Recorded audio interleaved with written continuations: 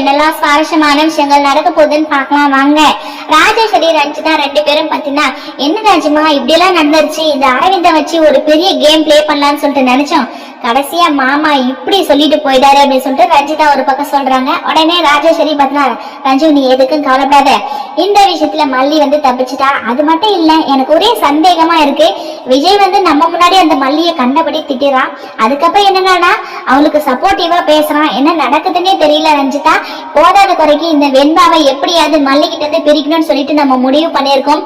இந்த வெண்பா நம்ம மேல ரொம்பவே கோபமா இருக்கா. நம்ம எப்படிப்பட்டவங்க அப்படின்னு சொல்லிட்டு வெண்பாவுக்கு நல்லாவே தெரியும். அப்படிப்பட்ட சூழ்நிலையில வெண்பாவோட மனசை நம்மளால மாத்த முடியுமா அப்படின்னு சொல்லிட்டு ராஜேஸ்வரி ரஞ்சிதா கிட்ட சொல்லிட்டு இருக்காங்க. ரஞ்சிதா ஆமா ராஜிமா, இதுக்கு முன்னாடி எத்தனையோ டைம் அந்த வெண்பா என்னோட வழிக்கு கொண்டு வரணும்னு சொல்லிட்டு நானும் நல்ல விதமாலாம் அவகிட்ட நடந்திருக்கேன். ஆனா அந்த வெண்பா பாத்தீங்கன்னா அவளோட முடிவுல இருந்து வெளியில வரவே இல்லை.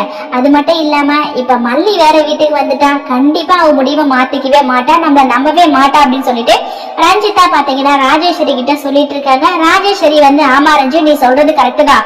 அப்படி இருந்தாலும் அதையும் மீறி வெண்பாவை எப்படியாவது நம்மளோட வழிக்கு கொண்டு வந்தேதான் ஆகணும்.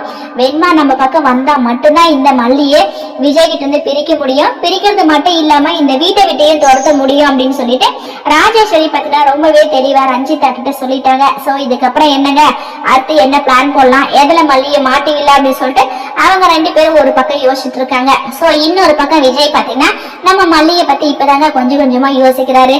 சோ நம்ம அரவிந்தா நம்ம தான் அனுப்பணும், ஆனா அதவே அக்கா பெருசா பண்ணிட்டாங்களே அப்படின்னு சொல்லிட்டு விஜய் ஒரு பக்கம் யோசிச்சுட்டு இருக்காங்க. சோ ஒவ்வொரு விஷயத்தையும் அக்கா இப்படித்தானே செஞ்சிருப்பாங்க அப்படின்னு சொல்லிட்டு விஜய் யோசிச்சா ரொம்பவே நல்லா இருக்குங்க. இன்னொரு பக்கம் நம்ம வித்யாமா பாத்தீங்கன்னா எங்க இருக்காங்க அப்படின்னு சொல்லிட்டே தெரியல. நம்ம வித்யாமா என்ட்ரி கொடுத்தா ரொம்பவே நல்லா இருக்குங்க. அன்னபுண்ணியம்மா வீட்டுல இருந்தாங்க, பட் ஆனா மல்லிக்கு சப்போர்ட் பண்ணுவாங்க தான். ஆனா கடைசி நேரத்துல விஜய் அதை தடுத்துறாரு. அதனால நம்ம அன்னபுண்ணியம்மாவால எதுவுமே செய்ய முடியல. ஆனா வித்யாமா மட்டும் என்ட்ரி கொடுத்தாங்கன்னா ரொம்பவே நல்லா இருக்குங்க. மல்லிக்கு ஃபுல் சப்போர்ட்டிவா இருப்பாங்க. இந்த ராஜேஸ்வரியோட உண்மையான முகத்தை நம்ம விஜய்க்கு தெளிவா சொல்லி எடுத்து புரிய வைப்பாங்க. அப்படிப்பட்ட நிறைய விஷயங்கள் நடக்கிறது இருக்குது. சோ கூடிய சீக்கிரத்துல நம்ம வித்யாமா என்ட்ரி கொடுக்க போறாங்க. என்ட்ரி கொடுத்த அப்புறம் தான் இந்த ராஜேஸ்வரிக்கு தெரிய போகுது. இந்த ராஜேஸ்வரியோட இன்னொரு முகத்தையும் நம்ம விஜய் தெரிஞ்சுக்க போறாரு. வாங்க வெயிட் பண்ணி பார்க்கலாம். இந்த வீடியோ பிடிச்சிருந்தா மறக்காம நம்ம சேனலை சப்ஸ்கிரைப் பண்ணுங்க. தேங்க்யூ.